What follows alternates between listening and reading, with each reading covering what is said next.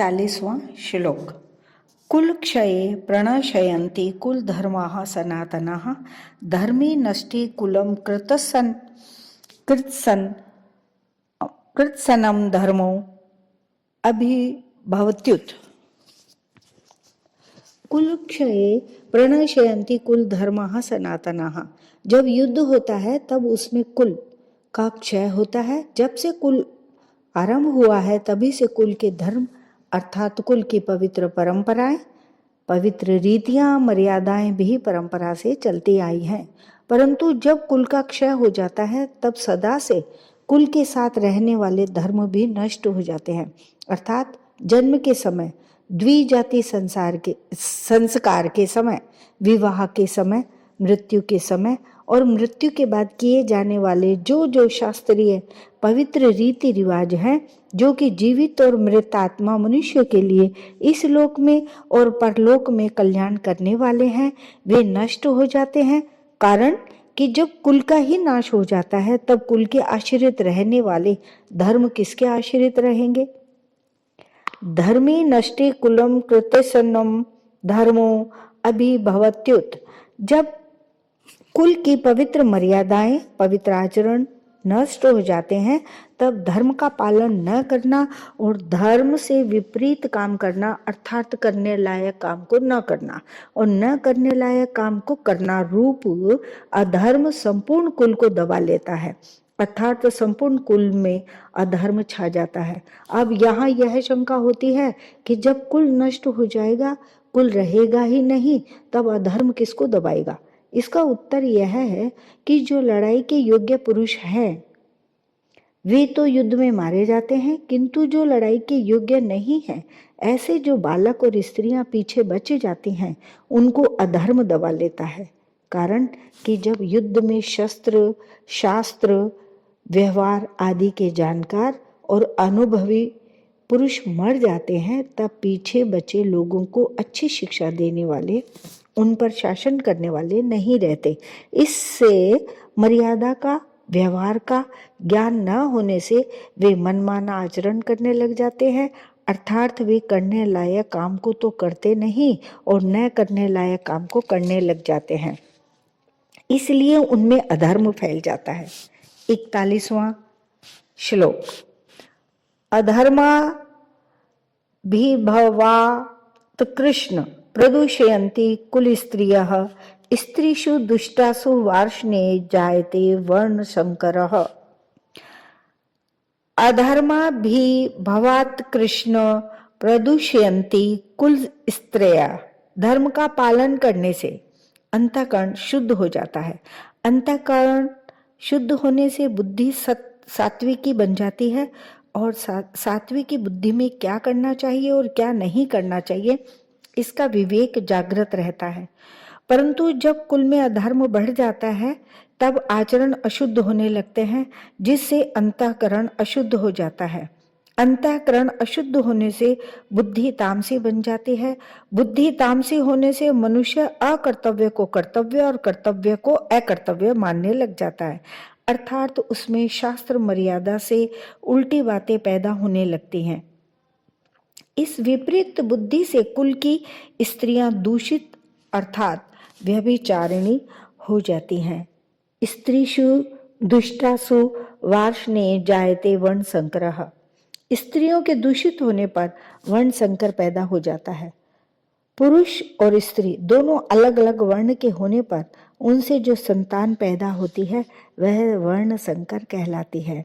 अर्जुन यहाँ कृष्ण संबोधन देकर यह कह रहे हैं कि आप सबको खींचने वाले होने से कृष्ण कहलाते हैं। जो आप यह बताएं कि हमारे कुल को आप किस तरफ खींचेंगे अर्थात किधर ले जाएंगे। वार्ष्णे संबोधन देने का भाव है कि आप वृष्णि वंश में अवतार लेने के कारण वार्ष्णे कहलाए हैं। परंतु जब हमारे कुल का नाश हो जाएगा तब हमारे वंशज किस कुल के कहलाएंगे? अतः कुल का नाश करना उचित नहीं है। 42वां श्लोक। संकरो नरकाय कुल घ्नानाम कुलस्य च पतन्ति पितरो हेषाम लुप्त पिंडोदक क्रियाः। संकरो नारकाय कुल घ्नानाम कुलस्य च, वर्ण मिश्रण से पैदा हुए वर्ण संकर संतान में धार्मिक बुद्धि नहीं होती। वह मर्यादाओं का पालन नहीं करता, क्योंकि वह खुद बिना मर्यादा से पैदा हुआ है। इसलिए उसके खुद के कुल धर्म न होने से वह उनका पालन नहीं करता। प्रत्युत कुल धर्म अर्थात कुल मर्यादा से विरुद्ध आचरण करता है। जिन्होंने युद्ध में अपने कुल का संहार कर दिया है उनको कुलघाती कहते हैं। वर्ण संकर ऐसे कुलघातियों को नरकों में ले जाता है। केवल कुलघातियों को ही नहीं, प्रत्युत कुल परंपरा नष्ट होने से संपूर्ण कुल को भी वह नरकों में ले जाता है। पतंती पितरो हेषाम लुप्त पिंडोदक क्रिया, जिन्होंने अपने कुल का नाश कर दिया है ऐसे इन कुल घातियों के पितरों को वर्ण संकर के द्वारा पिंड और पानी अर्थात श्राद्ध और तर्पण न मिलने से उन पितरों का पतन हो जाता है। कारण कि जब पितरों को पिंड पानी मिलता रहता है तब वे उस पुण्य के प्रभाव से ऊंचे लोकों में रहते हैं, परंतु जब उनको पिंड पानी मिलना बंद हो जाता है तब उनका वहां से पतन हो जाता है, अर्थात उनकी स्थिति उन लोकों में नहीं रहती। पितरों को पिंड पानी न मिलने में कारण यह है कि वर्ण संकर के पूर्वजों के प्रति आदर बुद्धि नहीं होती। इस कारण उनमें पितरों के लिए श्राद्ध तर्पण करने की भावना ही नहीं होती। अगर लोक लिहाज में आकर वे श्राद्ध तर्पण करते भी हैं तो भी शास्त्र विधि के अनुसार उनका श्राद्ध तर्पण में अधिकार न होने से वह पिंड पानी पितरों को मिलता ही नहीं। इस तरह जब पितरों को आदर बुद्धि से और शास्त्र विधि के अनुसार पिंड जल नहीं मिलता तब उनका अपने स्थान से पतन हो जाता है। परिशिष्ट भाव ये है कि पितरों में एक आजान पितर होते हैं और एक मर्त्य पितर। पितर लोक में रहने वाले पितर आजान हैं और मनुष्य लोक से मरकर गए पितर मर्त्य हैं। श्राद्ध और तर्पण न मिलने से मर्त्य पितरों का पतन होता है। पतन उन्हीं मर्त्य पितरों का होता है जो कुटुंब से संतान से संबंध रखते हैं और उनसे श्राद्ध तर्पण की आशा रखते हैं। 43वां श्लोक। दोषैरेतै कुलघ्नानां वर्ण संकर कारकः उत्साद्यन्ते जाति धर्माः कुल धर्माश्च शाश्वताः। दोष रहते कुलघ्नानां कुल धर्माश्च शाश्वता। युद्ध में कुल का क्षय होने से कुल के साथ चलते आए कुल धर्मों का भी नाश हो जाता है। कुल धर्मों के नाश से कुल में अधर्म की वृद्धि हो जाती है। अधर्म की वृद्धि से स्त्रियां दूषित हो जाती हैं। स्त्रियों के दूषित होने से वर्ण संकर पैदा हो जाते हैं।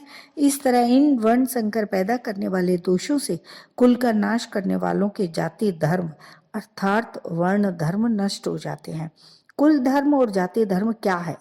एक ही जाति में एक कुल की जो अपनी अलग अलग परंपराएं हैं, अलग अलग मर्यादाएं हैं, अलग अलग आचरण हैं, वे सभी उस कुल के कुल धर्म कहलाते हैं। एक ही जाति के संपूर्ण कुलों के समुदाय को लेकर जो धर्म कहे जाते हैं वे सभी जाति धर्म अर्थात वर्ण धर्म कहलाते हैं, जो कि सामान्य धर्म है और शास्त्र विधि से नियत है। इन कुल धर्मों का और जाति धर्मों का आचरण न होने से ये धर्म नष्ट हो जाते हैं। 44वां श्लोक। उत्सन्न कुल धर्माणाम मनुष्याणाम जनार्दन नरके नियतम वासो भवतीत्यनुशुश्रुम। उत्सन्न कुल धर्माणाम अनुशुश्रुम। भगवान ने मनुष्य को विवेक दिया है, नया कर्म करने का अधिकार दिया है, अतः यह कर्म करने में अथवा न करने में, अच्छा करने में अथवा मंदा करने में स्वतंत्र है। इसलिए इसको सदा विवेक विचार पूर्वक कर्तव्य कर्म करते रहना चाहिए। परंतु मनुष्य सुख भोग आदि के लोभ में आकर अपने विवेक का निरादर कर देते हैं और राग द्वेष के वशीभूत हो जाते हैं, जिससे उनके आचरण शास्त्र और कुल मर्यादा के विरुद्ध होने लगते हैं। परिणाम स्वरूप इस लोक में उनकी निंदा अपमान तिरस्कार होता है और परलोक में दुर्गति, नरकों की प्राप्ति होती है। अपने पापों के कारण उनको बहुत समय तक नरकों का कष्ट भोगना पड़ता है। ऐसा हम परंपरा से बड़े बूढ़े गुरुजनों से सुनते आए हैं। मनुष्याणाम पद में कुलघाती और उनके कुल के सभी मनुष्यों का समावेश किया गया है, अर्थात कुलघातियों के पहले जो हो चुके हैं उन पितरों का, अपना और आगे होने वाले अर्थात वंश का समावेश किया गया है। युद्ध से होने वाली अनर्थ परंपरा के वर्णन का खुद अर्जुन पर क्या असर पड़ा, इसको आगे के श्लोक में बताते हैं। 45वां श्लोक। अहो बत महत् पापम कर्तुम व्यवसिता वयम यद्राज्य सुख लोभेन हंतुम स्वजन मुद्यता। अहो बत स्वजन मुद्यता, ये दुर्योधन आदि दुष्ट हैं, इनके धर्म पर दृष्टि नहीं है, इन पर लोभ सवार हो गया है, इसलिए ये युद्ध के लिए तैयार हो जाएं तो कोई आश्चर्य की बात नहीं है। परंतु हम लोग तो धर्म अधर्म को, कर्तव्य अकर्तव्य को, पुण्य पाप को जानने वाले हैं। ऐसा जानकार होते हुए भी अनजान मनुष्यों की तरह हम लोगों ने बड़ा भारी पाप करने का निश्चय विचार कर लिया है। इतना ही नहीं, युद्ध में अपने स्वजनों को मारने के लिए अस्त्र शस्त्र लेकर तैयार हो गए हैं। यह हम लोगों के लिए बड़े भारी आश्चर्य की और खेद की बात है, अर्थात सर्वथा अनुचित बात है। हमारी जो जानकारी है, हमने जो शास्त्रों से सुना है, गुरुजनों से शिक्षा पाई है, अपने जीवन को सुधारने का विचार किया है, उन सब का अनादर करके आज हमने युद्ध रूपी पाप करने के लिए विचार कर लिया है। यह बड़ा भारी पाप है, महत् पापम। इस श्लोक में अहो और बत ये दो पद आए हैं। इनमें से अहो पद आश्चर्य का वाचक है। आश्चर्य यही है कि युद्ध से होने वाली अनर्थ परंपरा को जानते हुए भी हम लोगों ने युद्ध रूपी बड़ा भारी पाप करने का पक्का निश्चय कर लिया है। दूसरा बत पद खेद का, दुख का वाचक है। दुख यही है कि थोड़े दिन रहने वाले राज्य और सुख के लोभ में आकर हम अपने कुटुंबियों को मारने के लिए तैयार हो गए हैं। पाप करने का निश्चय करने में और स्वजनों को मारने के लिए तैयार होने में केवल राज्य का और सुख का लोभ ही कारण है। तात्पर्य है कि अगर युद्ध में हमारी विजय हो जाएगी तो हमें राज्य वैभव मिल जाएगा, हमारा आदर सत्कार होगा, हमारी महत्ता बढ़ जाएगी, पूरे राज्य पर हमारा प्रभाव रहेगा, सब जगह हमारा हुक्म चलेगा, हमारे पास धन होने से हम मनचाही भोग सामग्री जुटा लेंगे, फिर खूब आराम करेंगे, सुख भोगेंगे। इस तरह हमारे पर राज्य और सुख का लोभ छा गया है, जो हमारे जैसे मनुष्य के लिए सर्वथा अनुचित है। इस श्लोक में अर्जुन यह कहना चाहते हैं कि अपने सद्विचारों का, अपनी जानकारी का आदर करने से ही शास्त्र, गुरुजन आदि की आज्ञा मानी जा सकती है। परंतु जो मनुष्य अपने सद्विचारों का निरादर करता है, वह शास्त्रों की, गुरुजनों की और सिद्धांतों की अच्छी अच्छी बातों को सुनकर भी उन्हें धारण नहीं कर सकता। अपने सद्विचारों का बार बार निरादर, तिरस्कार करने से सद्विचारों की सृष्टि बंद हो जाती है। फिर मनुष्य को दुर्गुण दुराचार से रोकने वाला है ही कौन। ऐसे ही हम भी अपनी जानकारी का आदर नहीं करेंगे तो फिर हमें अनर्थ परंपरा से कौन रोक सकता है, अर्थात कोई नहीं रोक सकता। यहाँ अर्जुन की दृष्टि युद्ध रूपी क्रिया की तरफ है। वे युद्ध रूपी क्रिया को दोषी मानकर उससे हटना चाहते हैं, परंतु वास्तव में दोष क्या है, इस तरफ अर्जुन की दृष्टि नहीं है। युद्ध में कौटुंबिक मोह, स्वार्थ भाव, कामना ही दोष है, पर इधर दृष्टि न जाने के कारण अर्जुन वहां आश्चर्य और खेद प्रकट कर रहे हैं, जो कि वास्तव में किसी भी विचारशील धर्मात्मा, शूरवीर, क्षत्रिय के लिए उचित नहीं है। अर्जुन ने पहले 38वें श्लोक में दुर्योधन आदि के युद्ध में प्रवृत्त होने में कुल क्षय के दोष में और मित्र द्रोह के पाप में लोभ को कारण बताया। और यहाँ भी अपने को राज्य और सुख के लोभ के कारण महान पाप करने को उद्यत बता रहे हैं। इससे सिद्ध होता है कि अर्जुन पाप के होने में लोभ को हेतु मानते हैं। फिर भी आगे तीसरे अध्याय के 36वें श्लोक में अर्जुन ने मनुष्य न चाहता हुआ भी पाप का आचरण क्यों कर बैठता है, ऐसा प्रश्न क्यों किया। इसका समाधान यह है कि यहाँ तो कौटुंबिक मोह के कारण अर्जुन युद्ध से निवृत्त होने को, धर्म और युद्ध में प्रवृत्त होने को अधर्म मान रहे हैं, अर्थात उनकी शरीर आदि को लेकर केवल लौकिक दृष्टि है। इसलिए वे युद्ध में स्वजनों को मारने में लोभ को हेतु मान रहे हैं। परंतु आगे गीता का उपदेश सुनते सुनते उनमें अपने श्रेय कल्याण की इच्छा जागृत हो गई। इसलिए वे कर्तव्य को छोड़कर करने योग्य काम में प्रवृत्त होने में कौन कारण है, ऐसा पूछते हैं। अर्थात वहां यानी तीसरे अध्याय के 36वें श्लोक में अर्जुन कर्तव्य की दृष्टि से, साधक की दृष्टि से पूछते हैं। आश्चर्य और खेद में निमग्न हुए अर्जुन आगे के श्लोक में अपनी दलीलों का अंतिम निर्णय बताते हैं। 46वां श्लोक। यदि माम प्रतिकारम शस्त्रम शस्त्रपाणयः धार्तराष्ट्रारणे हन्युस्तन्मे क्षेमतरम भवेत्। यदि माम क्षेमतरम भवेत्, अर्जुन कहते हैं कि अगर मैं युद्ध से सर्वथा निवृत्त हो जाऊं तो शायद ये दुर्योधन आदि भी युद्ध से निवृत्त हो जाएंगे। कारण कि हम कुछ चाहेंगे ही नहीं, लड़ेंगे भी नहीं, तो फिर ये लोग युद्ध करेंगे ही क्यों। परंतु कदाचित जोश में भरे हुए तथा हाथों में शस्त्र धारण किए हुए ये धृतराष्ट्र के पक्षपाती लोग सदा के लिए हमारे रास्ते का कांटा निकल जाए, वैरी समाप्त हो जाए, ऐसा विचार करके सामना न करने वाले तथा शस्त्र रहित मेरे को मार भी दे तो उनका वह मारना मेरे लिए हितकारक ही होगा। कारण कि मैंने युद्ध में गुरुजनों को मारकर बड़ा भारी पाप करने का जो निश्चय किया था, उस निश्चय रूप पाप का प्रायश्चित हो जाएगा। उस पाप से मैं शुद्ध हो जाऊंगा। तात्पर्य है कि मैं युद्ध नहीं करूंगा तो मैं भी पाप से बचूंगा और मेरे कुल का भी नाश नहीं होगा। जो मनुष्य अपने लिए जिस किसी विषय का वर्णन करता है उस विषय का उसके स्वयं पर असर पड़ता है।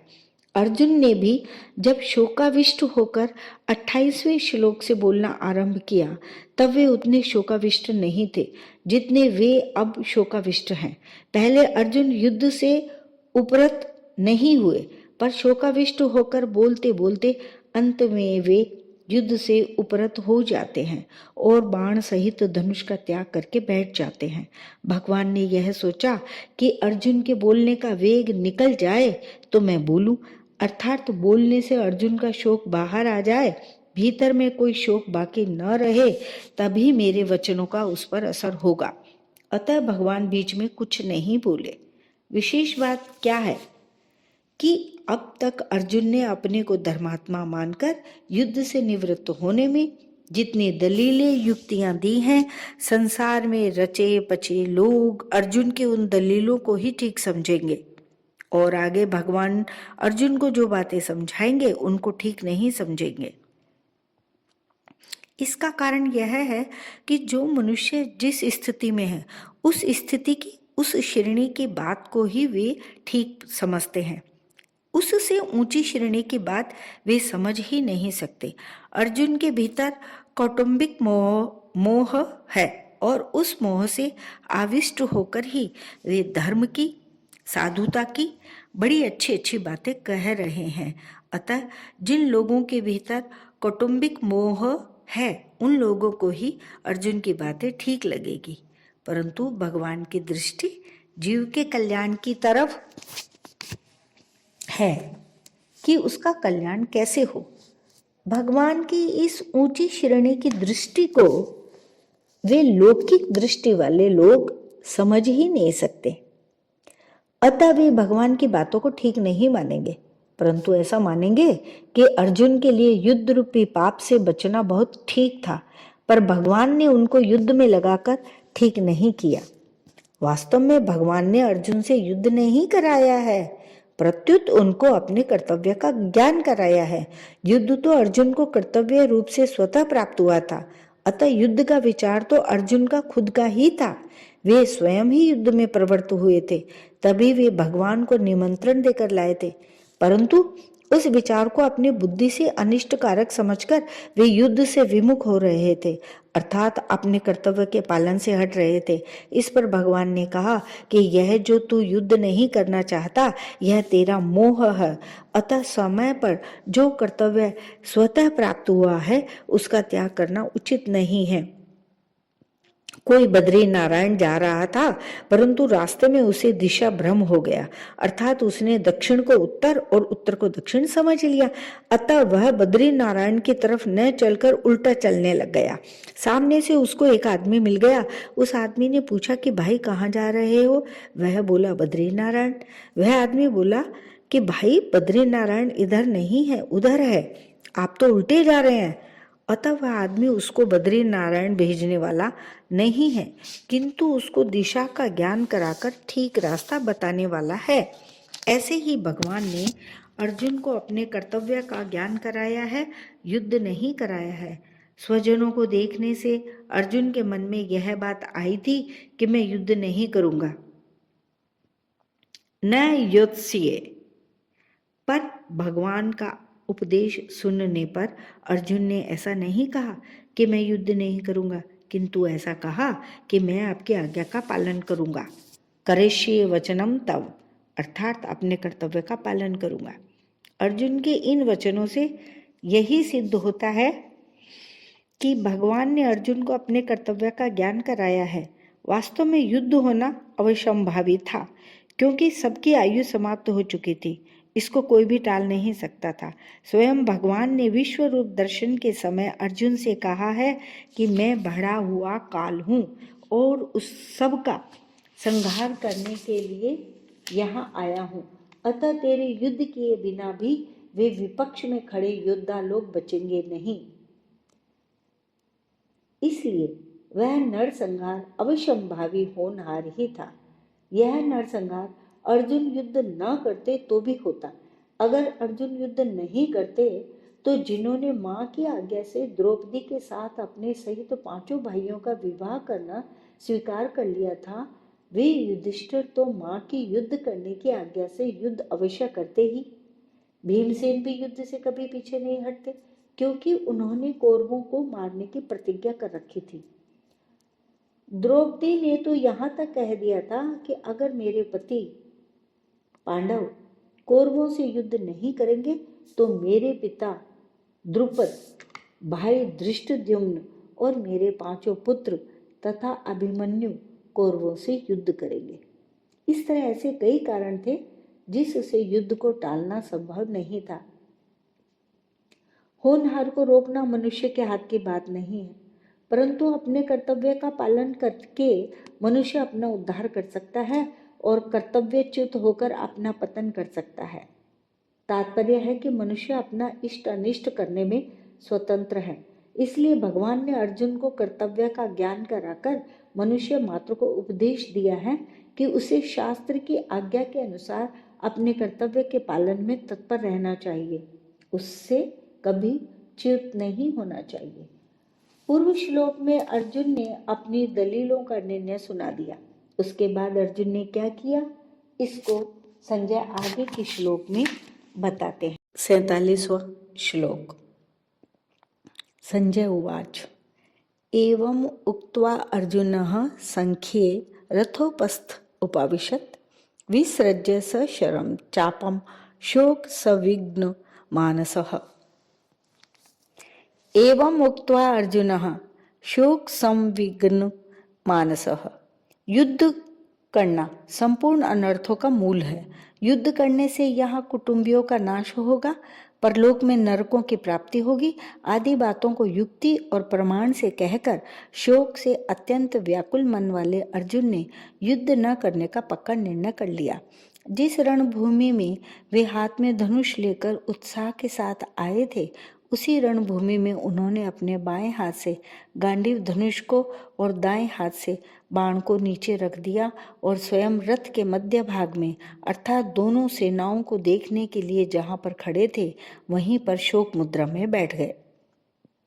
अर्जुन की ऐसी शोकाकुल अवस्था होने में मुख्य कारण है भगवान का भीष्म और द्रोण के सामने रथ खड़ा करके अर्जुन से कुरुवंशियों को देखने के लिए कहना और उनको देखकर अर्जुन के भीतर छिपे हुए मोह का जागृत होना।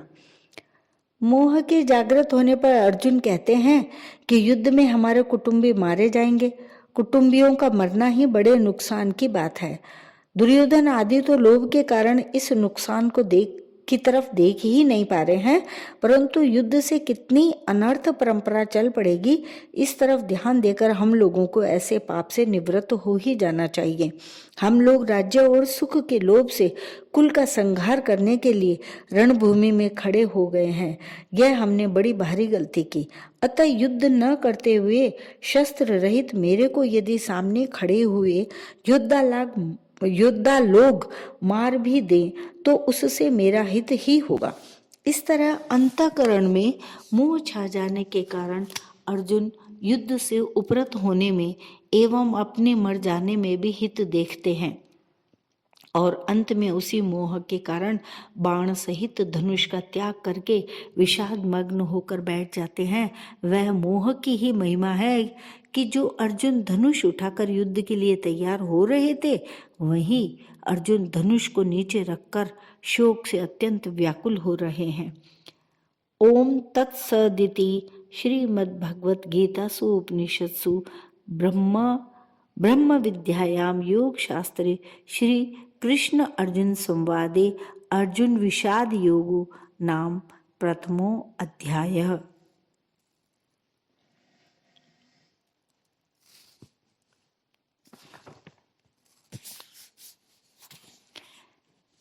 इस प्रकार ओम तत्सत इन भगवानों के उच्चारण पूर्वक ब्रह्म विद्या और योग शास्त्र में श्रीमद् भगवत गीतोपनिषद रूप श्री कृष्ण अर्जुन संवाद में अर्जुन विषाद योग नामक पहला अध्याय पूर्ण हुआ।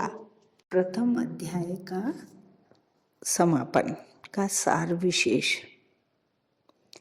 इस प्रकार ओम तत्सत इन भगवानों के नाम के उच्चारण पूर्वक ब्रह्म विद्या और योग शास्त्र में श्रीमद् भगवत गीतो उपनिषद रूप श्री कृष्ण अर्जुन संवाद में अर्जुन विषाद योग नामक पहला अध्याय पूर्ण हुआ। प्रत्येक अध्याय की समाप्ति पर महर्षि वेद व्यास जी ने जो उपयुक्त पुष्पिका लिखी है, इसमें श्रीमद् भागवत गीता का विशेष महात्म्य और प्रभाव ही प्रकट किया गया है। ओम तत्सत ये तीनों सच्चिदानंद घन परमात्मा के पवित्र नाम है। ये मात्र जीवों का कल्याण करने वाले हैं। इनका उच्चारण परमात्मा के सम्मुख करता है और शास्त्र विहित कर्तव्य कर्मों के अंग व गुण्य को मिटाता है। अतः गीता के अध्याय का पाठ करने में श्लोक, पद और अक्षरों के उच्चारण में जो जो भूलें हुई हैं उनका परिमार्जन करने के लिए और संसार से संबंध विच्छेद पूर्वक भगवत संबंध की याद आने के लिए प्रत्येक अध्याय के अंत में ओम तत्सत का उच्चारण किया गया है। महर्षि वेद व्यास जी के द्वारा अध्याय के अंत में ओम के उच्चारण का तात्पर्य है कि मेरी रचना का अंग वैगुण्य मिट जाए। तत्व के उच्चारण का तात्पर्य है कि मेरी रचना भगवत प्रीत्यर्थ हो जाए और सत्य के उच्चारण का तात्पर्य है कि मेरी रचना सत्य अर्थात अविनाशी फल देने वाली हो जाए। इति बस मेरा यही प्रयोजन है।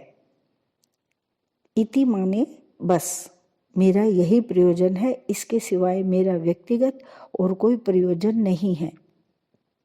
जो श्रीमत अर्थात सर्व शोभा संपन्न है और जिनमें संपूर्ण ऐश्वर्य, धर्म, यश, श्री, ज्ञान और वैराग्य ये 6 भग नित्य विद्यमान रहते हैं, उन भगवान के मुख से निकली हुई होने के कारण इसको श्रीमद् भागवत कहा गया है। जब मनुष्य मस्ती में आनंद में होता है तब उसके मुख से स्वतः गीत निकलता है। भगवान ने इसको मस्ती में आकर गाया है, इसलिए इसका नाम गीता है। यद्यपि संस्कृत व्याकरण के नियमानुसार इसका नाम गीतम होना चाहिए था, तथापि उपनिषद स्वरूप होने से स्त्रीलिंग शब्द गीता का प्रयोग किया गया है।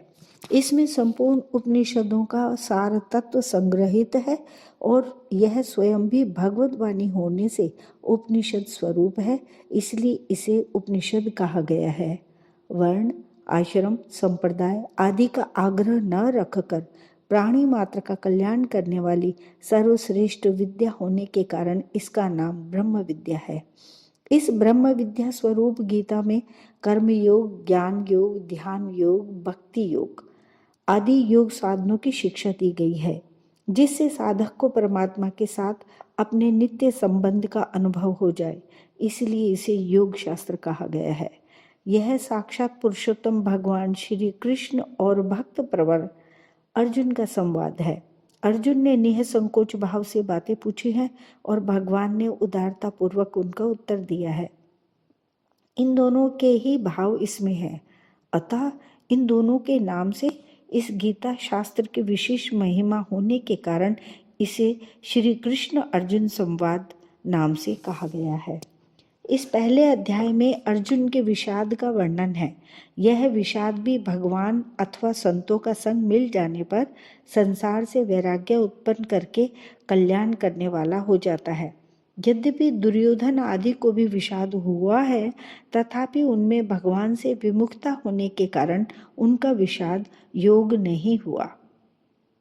केवल अर्जुन का विषाद ही भगवान की सम्मुखता होने के कारण योग अर्थात भगवान के नित्य संबंध का अनुभव कराने वाला हो गया। इसलिए इस अध्याय का नाम अर्जुन विषाद योग रखा गया है। प्रत्येक अध्याय के अंत में पुष्पिका देने का तात्पर्य है कि अगर साधक एक अध्याय का भी ठीक तरह से मनन विचार करे तो उस एक ही अध्याय से उसका कल्याण हो जाएगा। परिशिष्ट भाव क्या है? गीता की पुष्पिका में ब्रह्म विद्यायाम, योग शास्त्रे और श्री कृष्ण अर्जुन संवादे, ये 3 पद तो एक वचन में आए हैं। यह श्रीमद् भागवत गीतासु और उपनिषदसु, ये 2 पद बहुवचन में आए हैं। इसका तात्पर्य है कि भगवत वाणी संपूर्ण उपनिषदों में श्रीमद् भगवत गीता भी एक उपनिषद है, जिसमें ब्रह्म विद्या अर्थात ज्ञान योग, योग शास्त्र अर्थात कर्म योग और श्री कृष्ण अर्जुन संवाद अर्थात भक्ति योग, ये तीनों आए हैं। गीता में श्री कृष्ण अर्जुन संवाद का आरंभ और अंत भक्ति में ही हुआ है। आरंभ में अर्जुन किंग कर्तव्य विमूढ़ होकर भगवान के शरण होते हैं। शिष्य अस्ते अहम शाधि माम त्वाम प्रपन्नम, और अंत में भगवान के द्वारा मामेकम शरणम व्रज पदों से पूर्ण शरणागति को प्रेरणा करने पर अर्जुन पूर्णतया शरणागत हो जाते हैं। करिष्ये वचनम तव, अर्जुन ने अपने श्रेय अर्थात कल्याण का उपाय पूछा था, इसलिए भगवान ने गीता में ज्ञान योग और कर्म योग का भी वर्णन किया है। जय श्री कृष्ण। प्रथम अध्याय समाप्त।